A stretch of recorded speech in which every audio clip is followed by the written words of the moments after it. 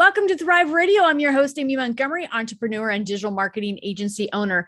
Today, my guest is Steve Ferman. He is a virtual chief information officer, helping C-level executives and business owners understand and align their technology with the goals and needs of their business.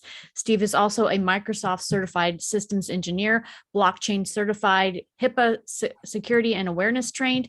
He spent 5 years in the United States Marine Corps and currently sits on the board of entrepreneurs organization, Legal Vendors Network. Steve, welcome to the podcast. Thanks, Amy. Thanks for having me. Yeah, I'm excited for everything we're going to dive into today. It's a very unique from a lot of the guests that I have on this podcast. And I think that it's something that we all need to think about. And oftentimes it's not something that people dive into when they're starting a business or working on their business, and it's the last thing. And then you have a lot of cleanup, right? Oh, yeah. People start doing what they do because they have a passion for it. Doesn't mean that they're good at accounting or they're good at technology or anything else, but that kind of comes with it. Yeah, definitely. Can you share your journey with us and how you became a virtual CIO? Sure. I'll try and give you the short version, but there's 40 years of it that got me to where I am. I started in the Marine Corps doing technology. I was a wireman and I did top secret communications with a NATO clearance. Got out of the Corps, and in 84 and 1986, I started my own IT company, but then was a managed service provider business, but nobody knew what that was yet. We hadn't really figured that out yet. Just like the cloud used to be data center hosting, and now it's the cloud. And I basically started building computers and servicing clients and building networks, and I taught myself. I finally got certified as a network engineer with Novell, which most people have no idea what that is, but it was before Microsoft figured out their networking stuff. And I built up my business. I consider myself an innovator. I started doing online data backup in 2003 when it was $40 a gigabyte. It's now about 7 cents, maybe 5 cents a gigabyte. And I built a reseller channel. I built an internet cafe with a training center that was Microsoft certified. That went up in 99 and down in 2000. And I started figuring it's great that you can recover your data but restore your information, and it's smart and proactive. But what if you were just never down? What if you were always up and running and your information was elsewhere outside of your office, so you weren't susceptible to floods and fire and employee damage or someone grabbing that server and walking out the door with it? And I started doing remote desktop computing back in 2010. And I did it with a company that I found in the UK that wrote some really cool control panel software. So it was all just done online, and I'd provision the servers, provision the desktops from my engineers, my techs would. At that point, I wasn't doing as much on the tech side, but they really couldn't handle the load that we put on them. So in 2013, I sold my backup business. I had enough of the lack of support and infrastructure that they were supposedly providing us. And I found a company in California called Cloud Nation, and I bought it with the proceeds from my backup sale. And Cloud Nation is built in Amazon with Citrix on the front end. And they really had a great environment, but the guy couldn't figure out how to sell. And his wife basically said, either you figure out how to make money at this, or I'm leaving, or you got to get rid of it. One of the three is going to happen. And he sold it to me. And that was a good thing for my company. I was able to move all my clients over. We used some pretty cool technology to migrate everybody over, and with zero downtime. And that was over 400 clients. So it was a lot of data moving, and we did it in 3 months. In 2016, I merged my companies with another company. I went from 3 million a year and 10 employees to 30 employees and 7 million a year. And I figured, I'm 55. This is great. Here comes my exit. I had always built my business where one day I'm going to get to have a big exit. I think a lot of entrepreneurs hope for, and that was really my nest egg. And unfortunately, a year later, they fired me. What I didn't know is you can be a quarter, any percentage owner in a company and still be considered an employee and still get terminated. So honestly, what led me to becoming a VCIO is I spent the next 2.5 years in litigation. I couldn't compete. I couldn't work in my industry. I literally was handcuffed in doing anything that I knew or loved or had a passion for, which is helping people and helping them in technology. So I started thinking, what if I don't fix anything? I don't sell any technology, but I consult. What if I share my knowledge and my experience of all these different industries, all these different systems and years that I've been doing this, my IT company for 32 years. So I had all this experience. I decided that I could be a CIO. And I started that in January of 2020. And it took me a while of giving good, helpful information on LinkedIn and sharing. And then the pandemic hit in February, March. And I said, well, then I'll just be a VCIO and I'll do it all virtually. So how I got here was from a bad experience. And I really had the option to give up or go into another industry, but that's not who I am. I'm a serial entrepreneur. So I invented a new way that I could actually help people and get paid for it. Amazing story. I think that when we initially talked, I was like, man, you're like Steve Jobs. They get rid of the smartest person on the team, and then you start over and create another empire. Yeah, I have. And ironically, I just started in March. Now I'm on my 7th company of getting scaling up certified as a scaling up business coach. So 4pillarcoaching.com, you're going to hear about that's coming out, and website's up, and you'll hear all about that down the pike. So watch LinkedIn, it's coming. It's amazing. So what are some of the top IT struggles that businesses come to you for? Lack or no guidance on technology. You do marketing, you do podcasts, you do them both very well, but that doesn't mean how to install or set up or maintain a server or what software applications would be the right ones for you.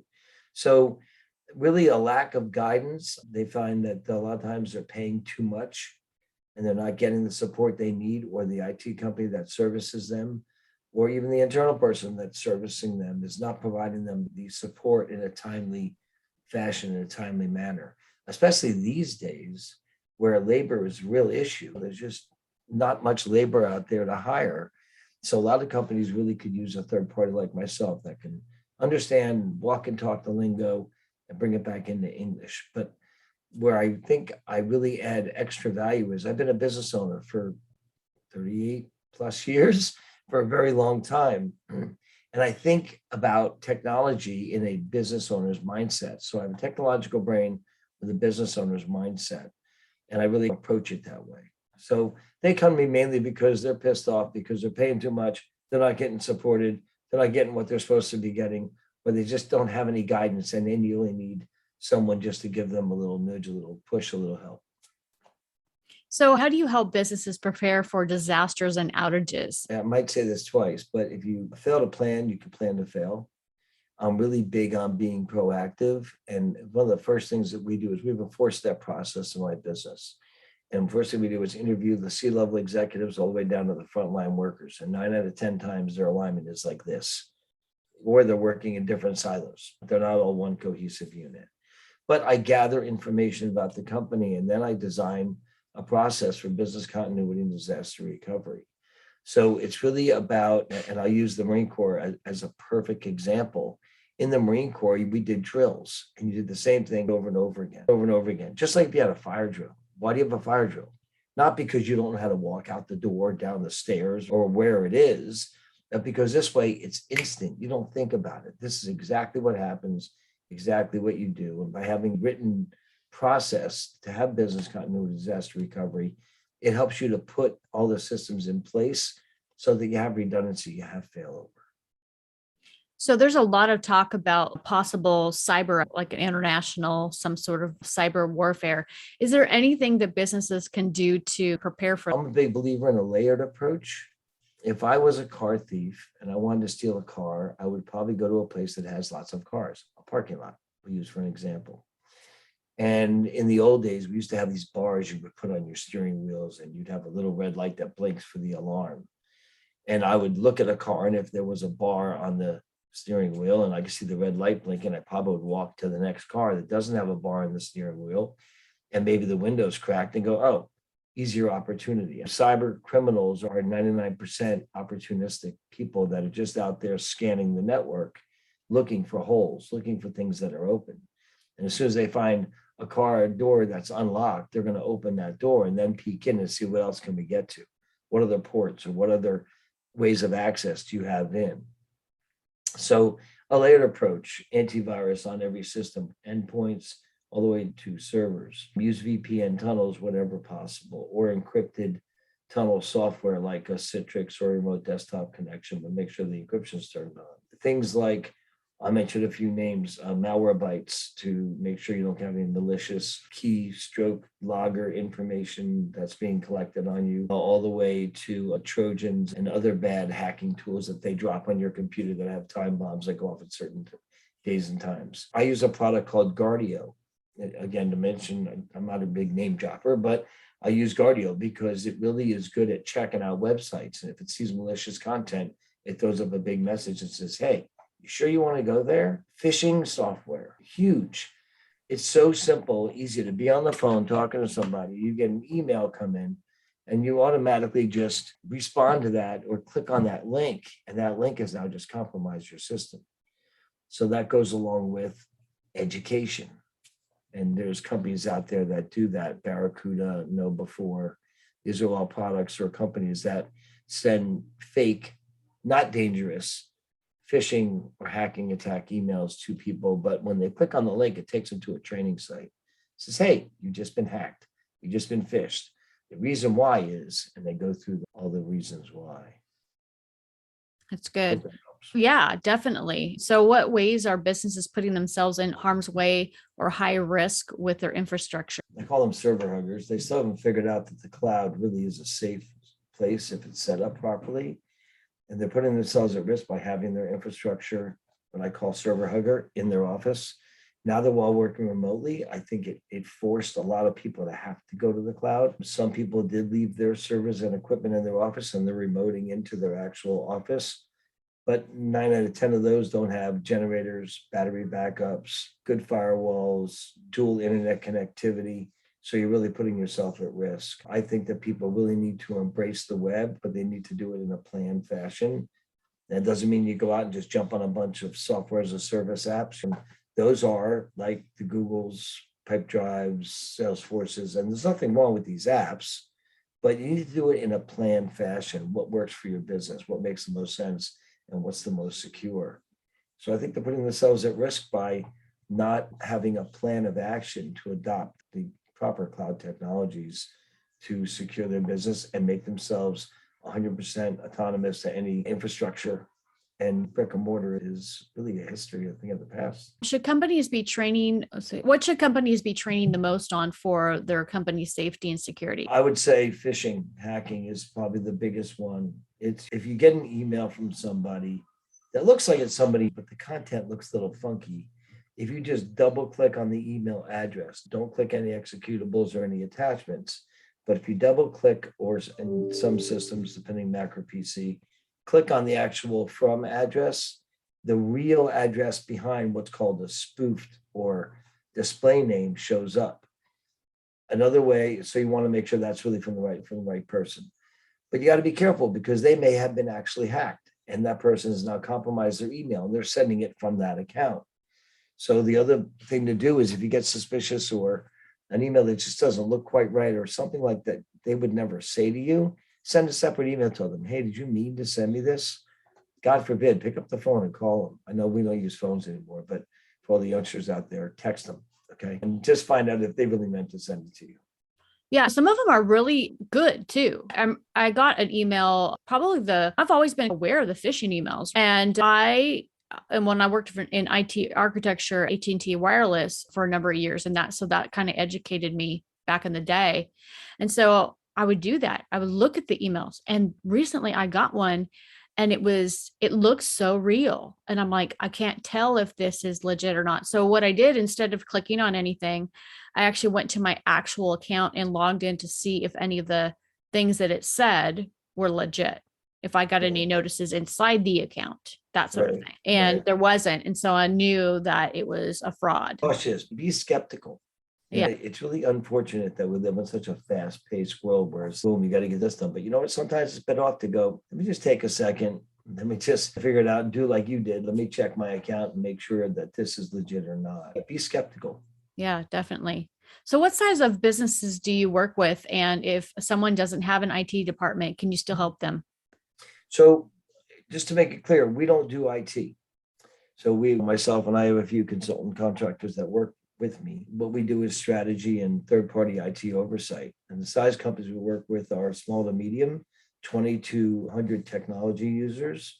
They may or may not have a tech department, or they might have an outside firm that they're using, that what's called a MSP, or a managed service provider, which I think are great. They do a wonderful service. I think people should do what they're uniquely good at. If you're good at marketing, do marketing. Don't, a lot of firms, we deal with law firms, accounting firms. One of my clients is the largest data migrator for Sage Intacct, which is this massive software that's out there, all the way to a digital marketing company, ironically, for the music industry. So we deal with a wide variety of people, but what we're really doing is giving them guidance and ensuring they're getting the right products and the right services for the right price. And where my business coaching really has lended itself to helping out is because a lot of their issues that they're having aren't necessarily their technology. Maybe it's the wrong people, whether it's the outside provider or it's the wrong person in the wrong seat on the bus that's doing a job they're really not qualified for. But they're the de facto, and this happens a lot in law firms, the partner manager becomes the tech guru. Not really. You're a lawyer, be a lawyer and be really good at it and make lots of money. Yeah, I absolutely agree with that. Even in the marketing world, I get so many people that say either they try to create a marketing team of people that don't really know marketing, or they're like, it doesn't work. Social media doesn't work. And then I'm like, it's not working because you're not a digital marketer. Like when you put your everything into something and you're committed to that, then you're going to have a whole another level of expertise to offer to people. Absolutely. Yeah. So can you share some of your client success stories with us? Sure. One of them, named to remain, we'll just call them a marketing agency, ironically, for the music industry specifically. They had an IT company that they had for 4 years and was not returning phone calls, was not supporting them, was overbilling them to the extent of, I think they were charging $160 per user per month for support that they weren't getting. So they, I happen to be, again, you mentioned I'm a part of EO Entrepreneurs Organization. This person's as well. And this person came and said to me, could you maybe take a look at what I'm doing? And I said, let me see your agreements. Let me see your invoices. Let me see what's going on. Let me get a picture of what's happening. And what I found was that they were overpaying by, I think it was $60 a user a month for their support, times 26 users. You can do the math, $1,800, $2,200 or whatever the dollar amount is, but they were spending well over $2,000 for services and support that weren't getting. So what I did was I went and did a full 4-step process. I always follow my process. And I interviewed all the C-level executives and found out what their niches and their goals were. And I talked to all the frontline workers and the managers of the company and found out what their goals and what they were trying to get accomplished and where technology should be making their lives easier, not harder. And I documented all that. And I came back with a severity list. Here's your top 10 big severity items that I found in the company. And then we decided what to work on first. And one of the first things I did was I went out and found a IT company that actually wants to support them, is happy to have them as a client and respects them as a client, and is charging them not $100 a month per user for support, but they're charging them $45 per user per month for support. But the real kicker is they actually answer the phone. They actually give the support. They actually are proactive to the point where they're just on autopilot. So that was a good success story. I was able to save the money, basically paid for myself and my time as an investment, and they're a lot happier and a lot smoother. And we've got a lot of their systems upgraded and on a regular proactive upgrade type basis. Another quick one I'll tell you is a client that is the largest data migrator for Sage Intacct.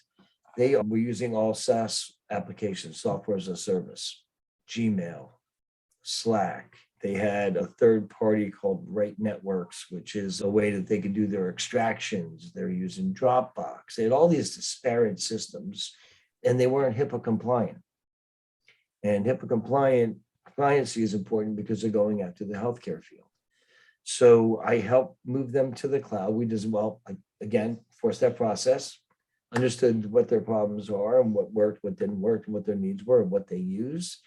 And I was able to get them into an Azure cloud system. I picked it, went out for bid. I created an RFP, went out for bid. We picked a provider, a managed service provider, who helped move them to the cloud, to Azure. just whether it's Azure or Amazon, but it happened to be Azure. We locked down their system so there's no access from anything other than going into your virtual desktop. Got them completely HIPAA compliant, made a portal using SharePoint so they can actually share their files. And I actually did such a good job that the end of this month is the end of my term with them, because they're 100% up and running and they're good to go unless there's a project that comes up. So I work myself out of a job, which I think is my plan, is to do so good that you don't really need me anymore. Yeah, that's great. So let me ask you this. If you were to give yourself one piece of advice when you first started out in your journey, what would it be? If you fail to plan, you can plan to fail. So I honestly, and I guess candidly, when I first started, I didn't have a freaking clue. I was just out building PCs, installing them, setting them up, get whatever clients I could get. I really didn't have a business plan. I didn't have a plan of what I was going to be. I was just doing what I was passionate about. And there's nothing wrong with that. So if someone's out there starting a new business, it's cool to have a passion, but have a plan of action, have goals. You can call them rocks, you can call them goals, have core values, have a brand promise. Like my brand promise is, if I don't provide value, don't pay me. That's all there is to it. Quite simple, because I know I'm going to provide value. But I think I would have told my younger self that you really should take the time, and great, you have a passion for this, but plan what you're going to be in 3 months, 6 months, a year, 3 years, 5 years, 10 years. What do you really want this to be? So you have a plan of action to go after. That all came later in life for me. Yeah, I think I agree with that too, because I think when I was younger and I would always have some sort of side gig going on, nonprofit or business coaching while I was doing my day job. And I always wanted to be working for myself full time. But because of, I think my first with the nonprofit, I didn't know what I didn't know. And it wasn't growing and it wasn't producing the results that I wanted it to, and that it needed to survive. And I look back now and I realize the thing that I learned is, if something is not working, like within a month, change. Yep. Yeah, switch it up, because if you don't, and you don't start to plan, like you said, and actually decide where you're supposed to be at a certain point, you just stick in this kind of area of no production, like you're not getting anywhere. I call it a rut, or as Dan Sullivan, the strategic coach, would say, you're in the gap, where you're constantly trying to reach that horizon, but the horizon is continually moving. Every so often you got to stop and turn around and look behind you and go, oh my God, look how far I've come. And reassess. I mean, in the Marine Corps, you're constantly taught that, hey, assess the situation. And when the time's right, if you need to reassess or change your plans, it's always evolving. Absolutely. So if there are people that are listening and they'd like to get in touch with you to work with you, what's the best way to contact you? There's a number of ways. If you're into texting, you could text the word tech, TECH, to the number 21,000, and you get my digital business card. You can also go to www.etegrity.net. I got a blog. I'm on LinkedIn. You can find me on Instagram, Twitter. Just search for my name, and hopefully I'll pop up if I'm doing a good job. I think I will. Perfect. And I'll put all of those links down below as well. Thank you, Steve, for coming on today and sharing your expertise. Thank you, Amy, for having me. I really appreciate it. Yeah, you have an amazing story and just a lot of wealth of knowledge that I think that a lot of people really need to take advantage of, especially in the day and age that we're in right now. If you're listening and you want more information about our podcast and upcoming shows, you can go to acalltothrive.com. Thank you, everyone, for listening, and have a wonderful week. Thank you.